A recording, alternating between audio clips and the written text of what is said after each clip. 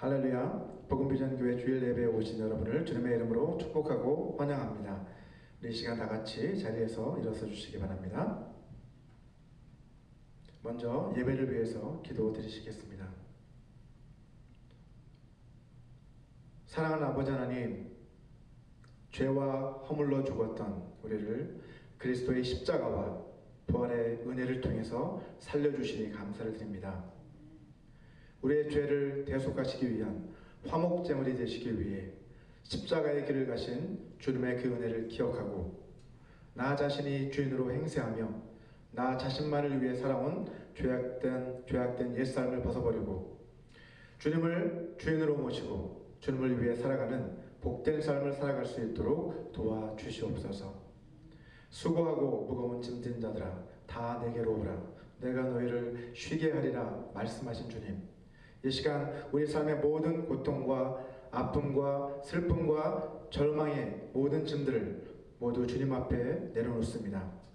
주님 안에서 참 자유와 회복과 위로와 소망을 누리게 하여 주시옵소서. 주님이 우리를 사랑하신 것처럼 우리도 서로 사랑하며 우리의 이웃들을 우리 자신처럼 사랑할 수 있게 하여 주시옵소서. 주님이 날마다 기도하셨던 것처럼 우리도 날마다 깨어 기도함으로 성령의 권능을 받게 하여 주옵소서. 주님이 가시는 곳마다 복음을 전하셨던 것처럼 우리도 언제 어디서나 복음을 전하는 삶을 살아가게 하여 주옵소서. 주님, 이 시간 이곳에 성령으로 임재하여 주시옵소서. 우리의 모임 가운데 좌정하여 주셔서 우리를 다스려 주시옵소서. 성령과 진리 안에서 주님을 예배하는 참된 예배자들이 되게 하여 주시옵소서. 우리의 마음을 다하고 뜻을 다하고 힘을 다하여 주님을 예배합니다. 우리의 예배를 기뻐 받아 주시옵소서. 예수님의 이름으로 기도합니다. 아멘. 우리 계속해서 주님을 함께 찬양하기 원합니다. 우리 찬송가 261장 이 세상의 모든 죄를 함께 찬송하시겠습니다.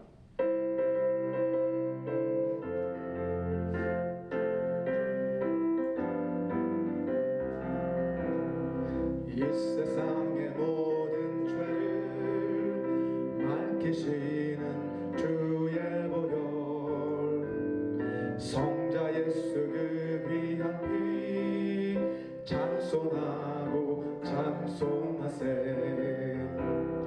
주님 앞을 멀리 떠나라. 길을 잃고 헤맬 때에 나의 뒤를 따라오사 친히 구원하셨도다.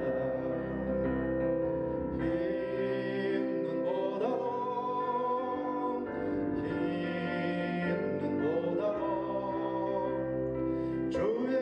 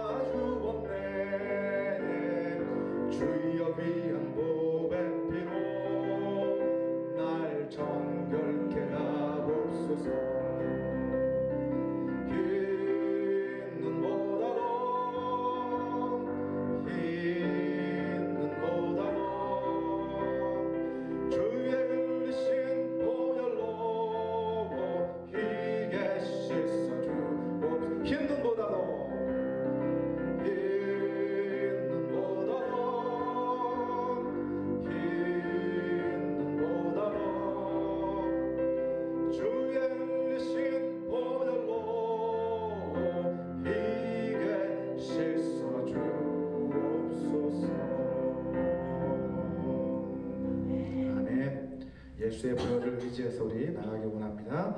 우리 계속해서 6월절 어린 양의 피로 함께 찬양하겠습니다.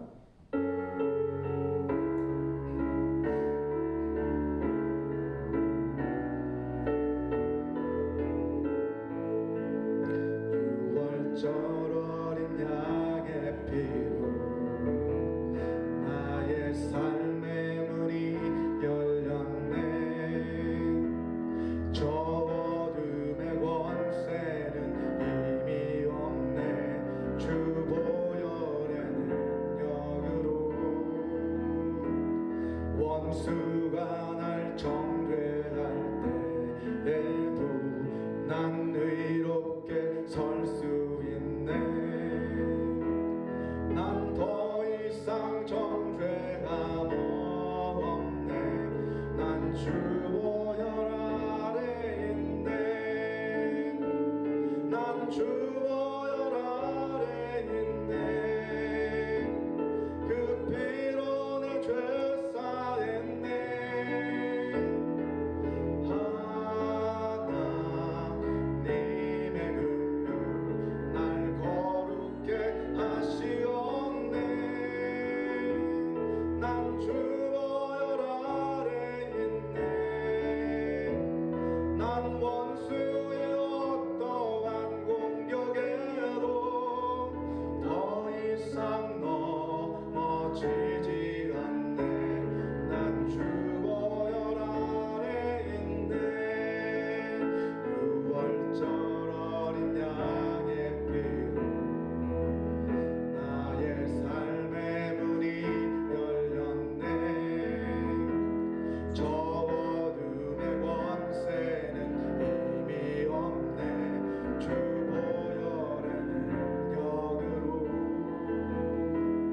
원수가 날 정죄할 때에도 난 의인네. 난 더 이상 정죄함 없네. 난 주 보혈 아래 있네. 난 주 보혈 아래 있네. 그 피로 내 죄 사했네.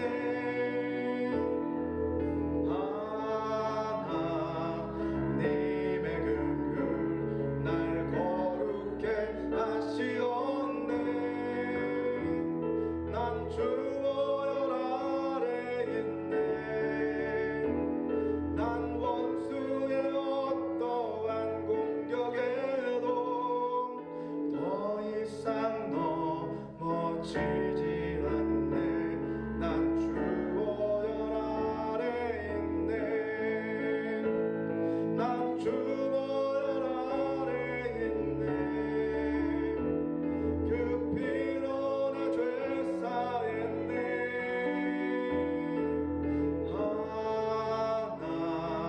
하나님의 긍휼 날 거룩게 하시었네. 난 주 보혈 아래 있네. 난 원수의 어떠한 공격에도 더 이상 넘어지지 않네. 난 주 보혈 아래 있네. 아멘. 이제 마지막으로 찬송가 143장 웬 말인가 날 위하여 함께 믿음으로 고백하겠습니다.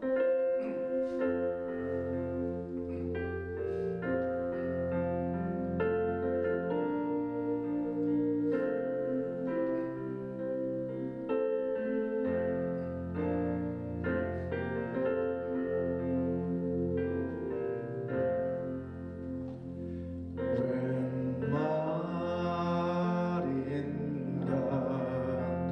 날 위하여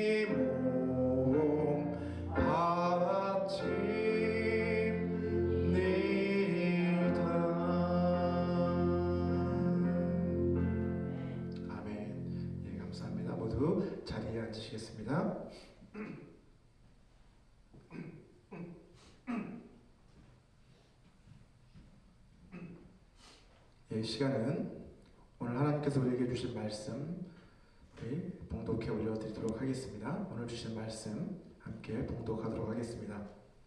오늘 주신 말씀은 마가복음 14장 33절에서 47절까지의 말씀입니다. 제가 봉독해 올려드리도록 하겠습니다.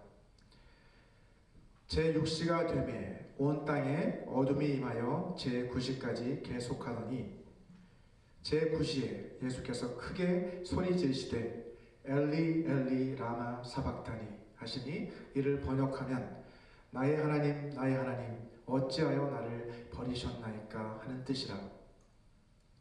곁에 섰던 자 중 어떤 이들이 듣고 이르되 보라 엘리야를 부른다 하고 한 사람이 달려가서 해면에 신포도주를 적시어 갈대에 꿰어 마시게 하고 이르되 가만두라 엘리야가 와서 그를 내려주나 보자 하더라. 예수께서 큰 소리를 지르시고 숨지시니라. 이에 성소 휘장이 위로부터 아래까지 찢어져 둘이 되니라. 예수를 향하여 섰던 백부장이 그렇게 숨지심을 보고 이르되 이 사람은 진실로 하나님의 아들이었도다 하더라. 멀리서 바라보는 여자들도 있었는데 그 중에 막달라 마리아와 또 작은 야고보와 요새의 어머니 마리아와 또 살로메가 있었으니 이들은 예수께서 갈릴리에 계실 때에 따르며 섬기던 자들이요 또 이외에 예수와 함께 예루살렘에 올라온 여자들도 많이 있었더라. 이 날은 준비일 곧 안식일 전날이므로 저물었을 때에 아리마대 사람 요셉이 와서 당돌이 빌라도에게 들어가 예수의 시체를 달라 하니 이 사람은 존경받는 공예원이요 하나님의 나라를 기다리는 자라. 빌라도는 예수께서 벌써 죽었을까 하고 이상히 여겨 백부장을 불러 죽은 지가 오래냐 묻고 백부장에게 알아본 후에 요셉에게 시체를 내주는지라. 요셉이 세마포를 사서 예수를 내려다가 그것으로 싸서 바위 속에 판 무덤에 넣어두고 돌을 굴려 무덤 문에 놓음에 막달라 마리아와 요새의 어머니 마리아가 예수 둔 곳을 보더라. 아멘. 오늘은 고난주간을 맞아서 마가복음 15장 33절에서 47절까지의 말씀을 중심으로 예수님께서 십자가에 달려 돌아가시고 또 무덤에 안추되실 그때까지의 사건을 통해서 주님의 고난의 의미를 다시 한번 되새겨보는 그런 시간을 갖고자 합니다. 오늘 말씀을 통해서 우리 모두를 위해서 하나뿐인 아들을 십자가의 죽음에 내어주신 하나님 아버지의 크신 사랑과 은혜를 깊이 깨닫고 감사하는 시간이 되기를 바랍니다. 먼저 오늘 본문 33절을 한번 보시면 제6시부터 온 땅에 어둠이 임해서 제9시까지 계속되었다라고 말씀하고 있습니다. 제6시는 우리 시간으로 말하면 낮 12시 정오를 말하는 것이고요. 제9시는 오후 3시를 말하는 것입니다. 자, 예수님께서는 오전 9시 우리 시간으로 오전 9시에 십자가에 처음 매달리셨고 그때로부터 3시간 뒤인 낮 12시부터 오후 3시까지 온 땅에 어둠이 덮이게 된 것이죠. 자, 과학적으로 봤을 때는 이것을 어떻게 설명할 수 있습니까? 달이 태양을 완전히 가려버리는 개기일식 현상이라고 볼 수 있지만 성경에서 땅이 이처럼 어두워지는 것은요 하나님의 심판을 상징하고 있습니다. 하나님께서 이스라엘 백성들을 이집트에서 구출해내실 때 구원 출애굽시키실 때 바로에게 내리셨던 10가지 재앙이 있었잖아요. 재앙들. 그 10가지 재앙들 가운데서 9번째 재앙이 바로 흑암의 재앙이었습니다. 흑암의 재앙이란 어두워지는 것이죠.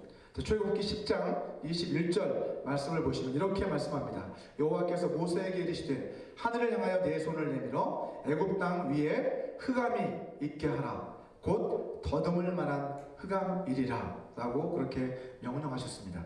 자, 오늘 본문 34절을 한번 보시면 오후 3시가 되어 어둠이 걷혔을 때 예수님께서 크게 소리를 지르셨다라고 그렇게 기록을 하고 있어요. 34절 말씀이죠. 예수님께서 크게 소리를 지르시되 엘리 엘리 라마 사박다니 라고 이렇게 소리를 지르셨어요. 자, 예수님이 외치셨던 이 엘리 엘리 라마 사박다니 라는 이 말은 아람어였습니다. 그 당시 사용하던 아람어였는데 그 뜻은 나의 하나님 어찌하여 나를 버리셨나이까 라고 하는 뜻이었습니다. 자, 예수님이 이처럼 십자가에서 절규하신 이유는 무엇이었을까요? 사실 이것은 시편, 구약의 시편 22편 1절에서 다윗의 시편이잖아요. 다윗이 하나님을 향해 절규했었던 그 내용과 똑같은 절규였습니다. 시편 22편 1절에서 다윗은 이렇게 절규하죠. 내 하나님이여 내 하나님이여 어찌 나를 버리셨나이까. 어찌 나를 멀리하여 돕지 아니하시오며 내 신음소리를 듣지 아니하시나이까. 원수들에게 쫓기는 그 다윗이 이렇게 하나님 앞에 절규하는 내용입니다. 자, 이것은 장차 예수님께서 오셔서 이러한 절규를 하실 것임을 미리 예표하고 있는 말씀이라고 할 수 있죠. 예수님께서는 다윗의 입을 통해서 1000년 전에 이미 말씀해 주신 그 구약의 예언을 성취하신 것입니다. 자, 하지만 예수님의 이러한 절규가 예언의 성취라는 그 말을 우리가 오해해서는 안 되죠. 마치 연극에서 배우가 미리 정해진 대본이 있고 또 액션이 있잖아요. 그대로 액션을 하면서 대사를 말하는 것처럼 그렇게 예수님이 연기하셨다는 그러한 말로 우리는 오해해서는 안 됩니다. 예수님이 1000년 전에 그 예언을 성취하셨다는 말은 연기하는 것이 절대 아닙니다. 예수님의 이 절규는 연기가 아니라 예수님이 친히 경험하신 깊은 절망감과 좌절감이 고스란히 그 안에 담겨있는 그러한 처절한 절규였습니다. 자, 예수님의 절규에서 우리는 나의 하나님이라는 이 표현을 주목할 필요가 있습니다. 자, 예수님께서는 하나님에 관해 언급하실 때 주로 아버지, 나의 아버지, 우리 아버지 이런 호칭을 많이 사용하셨습니다. 하지만 여기서는 어떻습니까? 하나님이라는 그 호칭을 사용하고 계신 것을 볼 수 있어요. 아버지라는 호칭 대신 하나님이라는 호칭을 사용하고 계십니다. 자, 예수님께서는 자신을 이처럼 고통과 절망 가운데 내버려 주시는 그 아버지에 대한 서운한 마음 때문에 아버지한테 서운해서 아버지라는 그런 개인적인 호칭 대신 하나님이라고 하는 그 공적인 호칭을 사용하고 계신 것이 결코 아니라는 것이죠. 자, 예수님은 지금 아버지와 아들 사이의 그런 개인적이고 친밀한 관계로서 하나님을 대하고 계신 것이 아니에요. 지금 이 순간 예수님께서는 죄를 심판하시는 그 하나님 앞에 세상 죄를 지고 가는 하나님의 어린 양으로서 서 계신 것이죠. 그래서 공적이고 엄숙한 관계로서 하나님을 대하고 계신 거예요. 그래서 아버지라는 호칭 대신 나의 하나님이라고 그렇게 부르고 계신 것입니다. 자, 예수님께서는 이미 자기 백성들에게 거절을 당하셨어요. 그죠? 또 제자들에게도 버림을 당하셨어요. 더 나아가 모든 사람들에게 다 외면을 당하셨습니다. 하지만 그 어떤 것보다 예수님을 괴롭게 만든 것은, 예수님이 정말 괴로워하시는 것은 하나님조차 자신을 버리셨다는 그 절망감을 직접 체험하셨기 때문이에요. 예수님은 하나님의 아들이시고 하나님이시지만 십자가를 지실 때 하나님으로서 지신 것이 아니라 하나님의 아들, 곧 사람으로서, 참 사람으로서 이 십자가를 지셨기 때문에 우리 사람과 마찬가지로 죽음에 대한 두려움과 이 절망감을 완전히 똑같이 느낄 수밖에 없었던 것이죠. 더 나아가 여러분, 예수님의 이 절규는요, 죄로 인해 하나님과 원수가 되었던 인간을 사랑하시는 그 하나님은 인간을 사랑하시되 하나뿐인 그 아들을 십자가의 죽음에 내어주실 정도로 그렇게 사랑하신 그 하나님 아버지의 놀라운 사랑에 대한 예수님의 감탄이 또한 담겨 있다고 볼 수 있습니다. 다시 말해서 이것은 하나님 어찌하여 나를 버리십니까? 나를 버리실 만큼 어찌하여 저들을 사랑하십니까? 아버지의 그 사랑은 참으로 놀랍습니다 라는 그러한 감탄의 의미도 담겨 있다는 것이죠. 하나님에 대한 절망의 표현과 동시에 하나님의 그 큰 사랑에 대한 감탄의 의미도 담겨 있다고 할 수 있습니다. 여러분, 삼위일체의 하나님 많이 들어보셨잖아요. 삼위일체 성부, 성자, 성령 하나님은 하나이시다 라는 표현인데, 자, 아버지와 아들, 성부 하나님과 성자 하나님은 한 분이시잖아요. 예, 나눌 수 있는 분이 아니에요. 한 분이시기 때문에 사실은 하나님께서 우리를 위해 아들을 내어주셨다는 의미는 뭐예요? 하나님 자신이 우리를 위해 대신 죽으셨다는 거예요. 자, 이처럼 하나님의 사랑은요, 죽음보다도 더 강한 그런 사랑이셨습니다. 우리를 죽기까지 사랑하신 그 사랑. 로마서 5장 7절과 8절 말씀을 다 같이 한번 읽어보도록 하겠습니다. 우리 화면 보시면서 같이 읽겠습니다. 시작. 의인을 위하여 죽는 자가 쉽지 않고 선인을 위하여 용감히 죽는 자가 혹 있거니와, 우리가 아직 죄인 되었을 때에 그리스도께서 우리를 위하여 죽으심으로 하나님께서 우리에 대한 자기의 사랑을 확증하셨느니라. 아멘. 자, 하나님께서 우리가 아직 죄인이었을 때에 예수 그리스도를 보내셔서, 예수 그리스도께서 직접 십자가에 달려 우리를 대신하여 죽으심으로써 하나님께서는 우리를 향한 하나님의 그 사랑을 확증해 주셨다는 말씀을 하고 계십니다. 본문 35절을 한번 우리 한번 보시게 되면, 여러분, 십자가 곁에서 지켜보고 있었던 사람들이 있었는데, 그들은 예수님이 이렇게 크게 외치시는 이 소리를 듣고 나서 예수님이 엘리야를 부른다 라고 그렇게 오해를 합니다. 자, 곁에 섰던 자 중 어떤 이들이 듣고 이르되 보라, 엘리야를 부른다 라고 그렇게 말하는 것을 볼 수 있죠. 다음 절에 36절도 보시면, 자, 가만두라, 엘리야가 와서 그를 내려주나 보자 라고 그렇게 말하는 모습을 볼 수 있잖아요. 그죠? 이 말은, 야, 그냥 내버려둬라, 어디 한번 엘리야가 와서 그를 내려주나 두고 보자, 이런 말이죠. 자, 그들이 이렇게 오해를 하게 된 거예요. 엘리야를 부르는가 보다 라고 오해를 하게 된 이유는, 1차적으로는 예수님이 엘리 엘리 라마 사박다니 라고 외치는 그 소리를 듣고 못 알아들었던 것 같아요. 그냥 엘리 엘리라는 그 소리를 듣고, 아, 엘리야를 부르는가 보다 라고 이렇게 들렸기 때문에 그렇게 오해를 했던 것 같고요. 또 당시 유대인들 사이에서는요, 고난당하고 있는 의인들을 구원하시기 위해 하나님께서는 마지막 때에 엘리야를 다시 보내실 것이다. 그래서 엘리야가 와서 고난당하는 사람들을 건져내 주실 것이다 라는 그러한 믿음이 유대인들 가운데 유행했다고 합니다. 자, 그렇기 때문에 이들은 엘리야를 혹시 부르는가 보다 라고 생각했겠지만, 믿음이 있어서 그렇게 고백하는 것이 아니라 뭐예요? 지금 예수님을 조롱하는 것이죠. 예. 야, 한번 가만 내버려둬봐, 엘리야가 정말 와서 한번 그를 구원해주나 한번 두고 보자, 이렇게 지금 조롱하고 있는 것입니다. 본문 37절을 한번 보시게 되면, 예수님께서 다시 한번 마지막으로 큰 소리를 지르시고 난 뒤에 숨을 거두셨다라고 말씀하고 있습니다.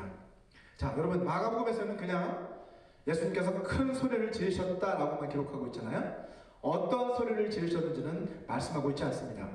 하지만 요한복음을 보시면 예수님께서 마지막 이 순간에 외치셨던 그 말이 무엇이었는지를 기록하고 있습니다. 요한복음 19장 30절 말씀을 같이 한번 읽어볼까요? 우리 요한복음 19장 30절 시작. 예수께서 신포도주를 받으신 후에 이르시되 다 이루었다 하시고 머리를 숙이니 영혼이 떠나가시니라. 아멘. 자, 예수님이 마지막 숨을 거두시기 직전에 외치셨던 그 말씀은 다 이루었다 라고 하는 그 말씀이었습니다. 여러분, 이 땅에서의 예수님의 삶은 하나님의 그 예언의 말씀, 구약에 예언했던 그 예언의 말씀을 삶의 출생 때부터 마지막 숨을 거두는 그 순간까지 하나씩 하나씩 성취해 나가셨던 그러한 삶이셨다는 것을 이 말씀은 보여주고 있습니다. 예수님은 다 이루었다 라고 말씀하심으로써 구약의 그리스도 메시아에 관해 예언했던 그 말씀을 내가 다 이루었다 라고 그렇게 선포하신 뒤에 숨을 거두신 것이죠. 본문 38절을 한번 보시면 예수님께서 숨을 거두신 그 순간에 어떤 일이 벌어집니까? 여러분, 성소의 휘장이 어떻게 되었어요? 위로부터 아래까지 쫙 갈라져서 찢어져 버렸다라고 그렇게 말씀하고 있습니다. 예, 성소 휘장이 위로부터 아래까지 찢어져 둘이 되니라 라고 기록합니다. 여러분, 구약의 성막은 여러분도 잘 아시다시피 성소와 지성소 이렇게 두 구역으로 나눠져 있었습니다. 성소에는 제사장들이 날마다 들어갈 수 있었어요. 들어가서 섬겼죠, 하나님을. 그리고 지성소라고 하는 그 장소는 평상시에는 들어갈 수 없었고 오직 대제사장만이 1년에 단 한 차례만 백성들의 죄를 대속하는 속죄 제사를 드리기 위해서 들어갈 수 있었습니다. 여러분, 성소와 이 지성소 사이에는 아주 두꺼운 커튼이 쫙 내려져 있었는데 커튼이 가려져 있었습니다. 자, 그것을 뭐라고 부르냐면 휘장이라고 부릅니다. 휘장. 영어로는 커튼이라고 되어 있어요. 자, 이 커튼, 우리가 사용하는 그런 커튼과는 차원이 다르게 엄청 두꺼운 가죽으로 되어 있는 그런 커튼인데 그 휘장을 사이에 두고 지성소와 성소가 나뉘어져 있는 거죠. 이 휘장은 하나님과 하나님이 계신 지성소, 인간이 들어갈 수 있는 성소, 이 둘을 가로막고 있잖아요. 자, 그래서 이 휘장은 하나님과 인간 사이를 가로막고 있는 죄의 담을 상징하는 것입니다.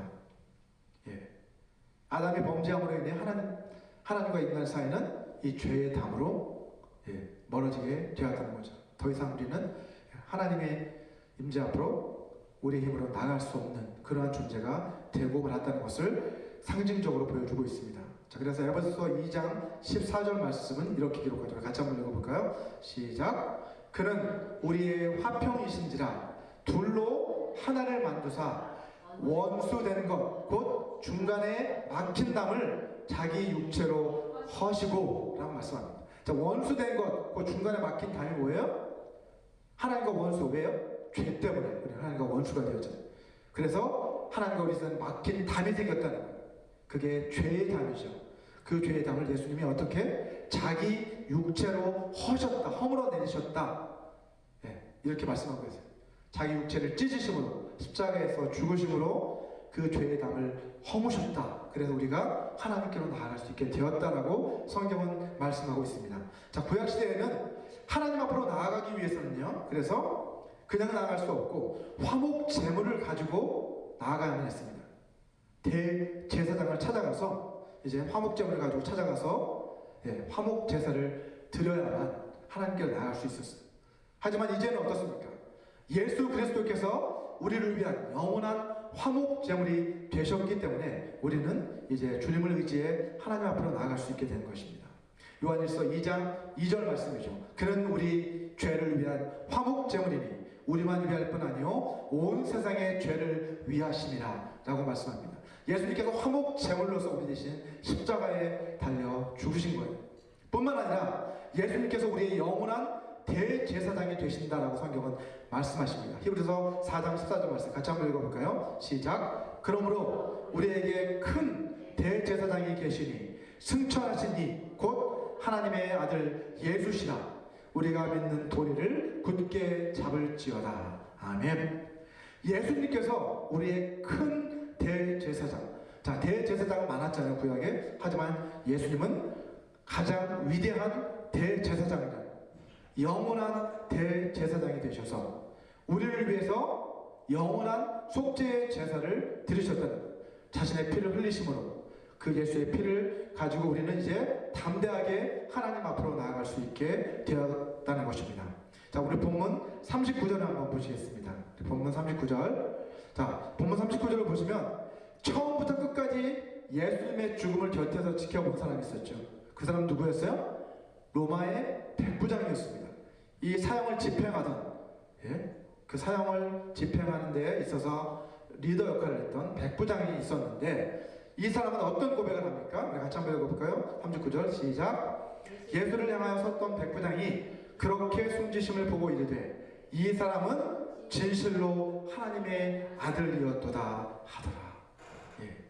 이방 백부장이 지금 이렇게 고백을 하고 있는 거예요. 자, 한글 성경으로만 보면 백부장이 예수님은 하나님의 아들이라고 고백하게 된 그 이유가 무엇인지가 분명하지가 않습니다. 하지만 영어 성경을 한번 보시면 그 이유가 무엇인지 분명하게 알 수 있습니다. 자, 영어 성경은 어떻게 기록하고 있습니까? When the centurion who stood there in front of Jesus heard his cry and saw how he died 라고 분명하게 기록하고 있는 것을 볼 수 있죠. 백부장은 예수님이 외치는 그 소리를 어떻게 해요? heard his cry. 예수님이 외치시는 그 소리를 들었다. 그리고 보았다. 무엇을? how he died. 예수님이 어떻게 돌아가시는지 그 모습을 곁에서 다 지켜보고 난 뒤에 예수님을 하나님의 아들이시구나 라고 그렇게 고백을 하게 된 것이죠. 사실 본문 38절 말씀은요, 저자의 마가가 독자들을 위해서 그냥 부연 설명을 해주고 있는 것입니다. 백부장을 포함해서 예수님의 그 십자가 곁에 서 있었던 군사들과 그 여러 사람들은 예수님이 돌아가시는 그 순간에 성전의 휘장이 찢어져 내렸다라는 그 사실을 그때는 알지 못했어요. 그들은 나중에 그것을 알게 되었을 것입니다. 따라서 성전의 휘장이 갈라져 내린 것을 보고 백부장이 예수님은 하나님의 아들로 고백하게 된 것은 아님을 알 수 있어요. 자, 이 백부장은 사형을 집행하고 감독했던 그런 로마의 장교였습니다. 그는 아마도 이 십자가 위에서 죽어가는 사람들의 그 모습을 많이 지켜보았을 것입니다. 하지만 십자가에서 죽음을 맞이하는 예수님의 그 모습은 그가 지금까지 지켜봤던 다른 죄수들의 모습과는 전혀 다른 모습이었습니다. 여러분, 주님께서는 다른 죄수들처럼 어떤 두려움이나 공포에 사로잡혀서 벌벌 떨지도 않으셨고요. 다른 죄수들처럼 원망과 저주의 말을 퍼붓지도 않으셨습니다. 오히려 주님께서는 십자가형이 그 집행되는 그 내내 대부분 어떻게 하셨어요?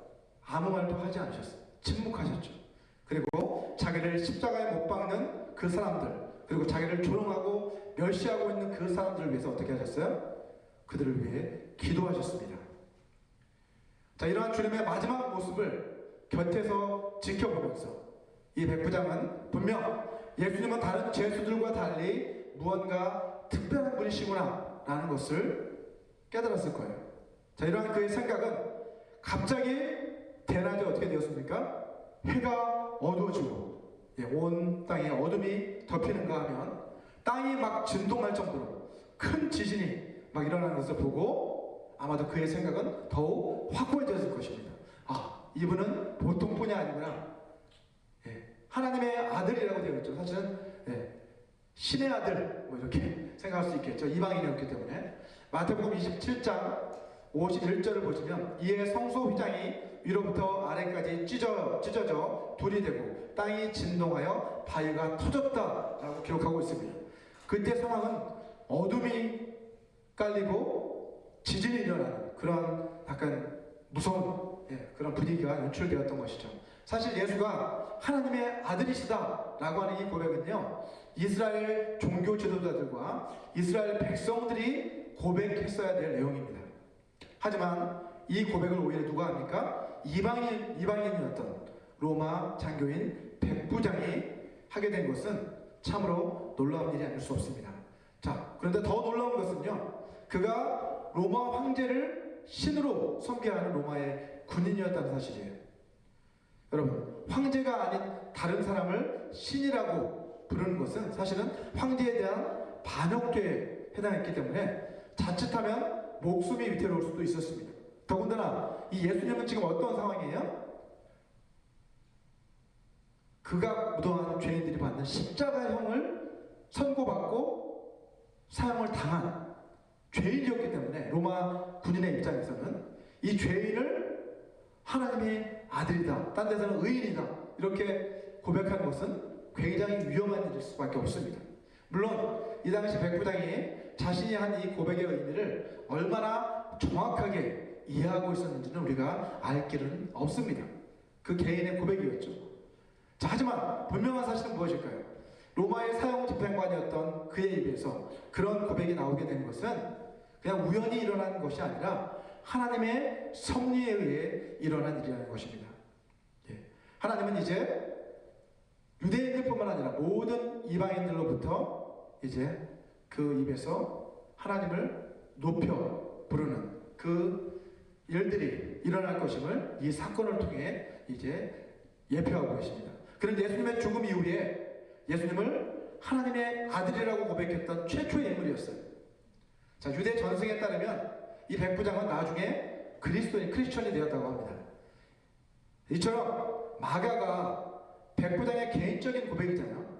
저는 정말 하나님의 아들이었다 라고 이렇게 개인적 고백을 마가라는 사람이 기록할 수 있었던 것은 어떻게 되었던 것일까요? 이 백부장이 크리스천이 되었고 이제 그를 통해서 그 사람이 그 당시 이러한 고백을 했다는 것이 그의 개인적 고백이 전해졌기 때문에 마가는 이제 이 복음서에 이렇게 고백할 수 있었던 것일 겁니다. 본문 42절부터 47절까지의 말씀은요, 아리마대 요셉이라고 하는 사람이 예수님을 무덤에 장사 지내는 그 장면을 기록하고 있습니다. 자, 이때는 이미 예수님의 제자들이 모두 다 도망을 친 상황이었잖아요. 그 때문에 예수님을 따라다니던 여인들이 가장 염려했던 일이 있었습니다. 그것은 무엇이냐면 예수님의 시신을 어떻게 수습해야 할까라는 것을 그녀들은 계속해서 염려하고 있었어요.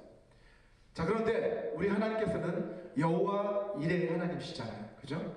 아무것도 할 수 없을 것 같은, 우리가 어떻게 할 수 있을까? 여인들이 그렇게 걱정하고 염려하고 있을 때 아무것도 할 수 없을 것 같은 그런 절망적인 그런 상황이었지만 하나님께서는 누구를 예배하십니까? 이 바로 아리마대 요셉이라고 하는 사람을 미리 예비해 놓으셨다가 그를 통해서 예수님의 시신을 수습하도록 하는 것을 볼 수 있습니다. 본문 43절 말씀이죠. 아리마대 사람 요셉이 와서 당돌이 빌라도에게 들어가 예수의 시체를 달라 하니 이 사람은 존경받는 공회원이요 하나님의 나라를 기다리는 자라 라고 그렇게 마가는 기록하고 있습니다. 이처럼 하나님께서는요, 하나님의 나라를 기다리는 사람, 하나님의 나라를 사모하는 사람들을 찾으시고 또 그들을 통해서 일하시는 분이 바로 우리 하나님이십니다.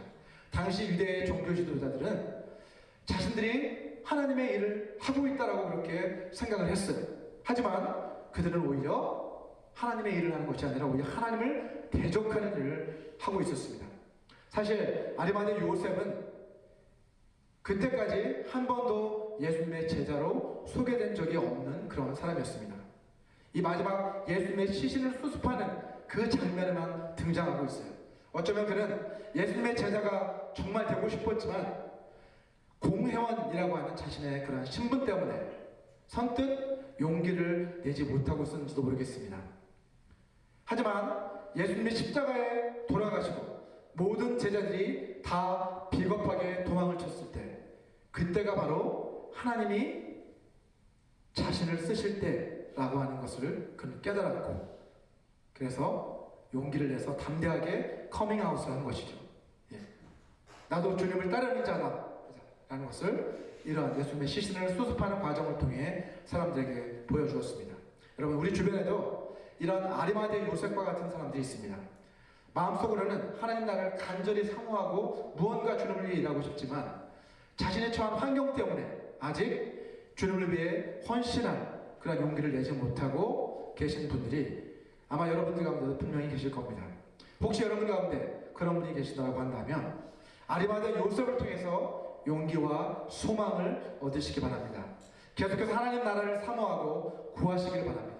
그러면 언젠가는 아리마대 요셉처럼 여러분도 하나님께서 여러분을 쓰시고자 할 때 그 부르심에 순종해서 하나님께 쓰임받을 날이 반드시 이를 것입니다. 여러분, 청년 시절 마틴 루터 종교개혁가 마틴 루터 아시잖아요? 이 마틴 루터는 죄를 지을 때마다 청년 때 자기 신부님을 찾아가서 고해성사를 했다고 합니다. 처음에는 신부님도 루터가 진심으로 찾아와서 이렇게 고해하는, 회개하는 그 모습에 신부님도 감동을 받았다고 합니다. 그런데 죄를 지을 때마다 신부님 앞에 뛰쳐와서 이렇게 고해성사를 하는데 하루에 23번 찾아와서 고해성사를 한 적도 있다고 합니다. 자, 그 때문에 신부님도 그만 그에게 진절머리가 났다. 그래서 화를 내고 말았다는 그러한 위라가 남아 있습니다. 여러분, 다행히도 우리는 이 마틴 루터처럼 더 이상 신부님을 찾아가서 고해성사를 할 필요가 없습니다. 왜요? 예수님이 숨을 거두실 때 성전의 휘장이 위로부터 아래로 갈라져 내렸던 것처럼, 그때부터 이제는 예수를 믿는 사람이라면 누구나 언제든지 예수님의 그 보혈을 힘입어 하나님의 은혜의 보좌 앞으로 우리는 언제든지 나아가서 우리의 죄를 자백하고 용서받을 수 있기 때문입니다. 이 얼마나 복된 일입니까, 여러분? 여러분 가끔씩 부부싸움을 하시잖아요, 그죠? 부부들 가운데 부부싸움을 해서 서로 사이가 안 좋아졌을 때 어떻게 하십니까? 여러분이 먼저 다가가서 화해를 청하십니까? 아니면 여러분의 남편이나 아내가 다가와서 화해를 청할 때까지 끝까지 기다리십니까? 솔직히 보면 저는 좀 기다리는 편인데, 어떤 사람들은 먼저 다가가서 화해를 청하는 것은 싸움에서 지는 것이라고 생각을 합니다. 그래서 누가 이기나 한번 갈 때까지 가보자 라고 독하게 마음을 먹는 사람들도 있습니다. 또 어떤 분들은 먼저 다가가서 화해를 청하고 싶긴 하지만 자존심이 허락하지 않아서 그렇게 못하는 분들도 있습니다. 자, 그런데 결국에는 누가 먼저 다가가서 화해를 청하게 될까요? 부부싸움을 해보신 분들은 잘 아시겠지만 둘 중에 더 아쉬운 쪽이 먼저 손을 내밀게 되어 있습니다. 아내에게 밥을 얻어먹기 위해서 남편이 먼저 다가가서 화해의 손을 내밀 경우도 있겠죠. 혹은 반대로 남편에게 생활비를 받아야 되니까, 그죠? 생활비를 받아야 되니까 어쩔 수 없이 아내가 먼저 다가가서 손을 내미는 경우도 있을 겁니다. 자, 이것은 부부싸움만이 아니라 여러분 성도와 성도 사이, 형제와 형제 사이 에도 다툼이 일어났을 때 그때도 마찬가지겠죠, 그죠? 누가 먼저 다가가서 손을 내미냐, 먼저 다가가 손을 내민다는 것은 참 쉽지 않은 일입니다. 하지만 이러한 태도들, 우리의 자존심 때문에, 그죠? 다가가지 못하는 것, 그런 것들은 예수님이 우리에게 보여주신 본보기와는 너무나도 다른 모습입니다. 여러분, 죄인이었던 우리를 먼저 찾아오신 분이 누구십니까? 바로 우리 예수님이십니다. 하나님과 우리 사이를 가로막고 있던 죄의 담을 먼저 허무신 분이 누구입니까? 바로 우리 예수님이십니다. 예수님께서는 아무런 죄도 없으셨지만 우리의 죄를 대신 지시기 위해서 자존심뿐만 아니라 생명까지도 내려놓으셨습니다. 주님이 우리에게 본을 보여주셨던 것처럼 먼저 다가오셔서 우리의 죄의 담을 허무셔서 우리와 화해를 청하셨던 것처럼 우리도 먼저 다가가서 화해를 청하는 그런 사람들이 되어야만 하겠습니다. 먼저 다가가서 화해를 청하는 그 사람이 진정으로 영적으로 성숙한 사람이죠. 또한 진정으로 주님을 사랑하는 사람입니다. 저와 여러분 모두가 우리를 위해 하나뿐인 아들 십자가의 죽음에 내어주신 하나님의 그 크신 사랑과 은혜를 깊이 깨닫고 우리가 사랑받고 용서받았던 것처럼 다른 사람들을 사랑하고 용서하는 삶을 살아가게 되시기를 주님의 이름으로 축원합니다. 우리 이 시간 오늘 주신 메시지를 생각하시면서 잠시 눈 감고 기도하는 시간을 좀 갖기 원합니다. 눈 감고 기도하실 때 우리 주님의 십자가의 그 은혜, 고난주간을 맞아서 주님의 그 십자가의 은혜를 우리가 더 깊이 깨닫게 도와달라고 우리 같이 기도했으면 좋겠습니다. 주님이 먼저 다가오셔서 우리를 위해 자기 육체를 찢으시고 피 흘리심으로 말미암아 우리 죄의 담을 허물어 주시고 주님과 하나님과 우리가 화해할 수 있는 그 길을 열어주셨던 것처럼 우리도 주님이 먼저 다가오신 것처럼 우리들도 다른 사람들에게 먼저 다가가서 화해의 손을 내밀고 또 사람들을 용서할 수 있는 그런 삶을 살아갈 수 있게 해달라고 우리 같이 한번 기도하겠습니다. 주님 감사합니다. 아버지, 우리 저희들 말씀할 때에 주님이 십자가에 달리셔서 어떻게 마지막 죽음의 순간을 맞이하셨는지 아버지 그때조차도 죄인들을 위해 기도하시며 하나님 주님을 위하여 예언하셨던 하나님의 그 모든 말씀을 성취하셨던 주님, 아버지 하나님 주님께서 성취하신 그 일로 인하여서 하나님 아버지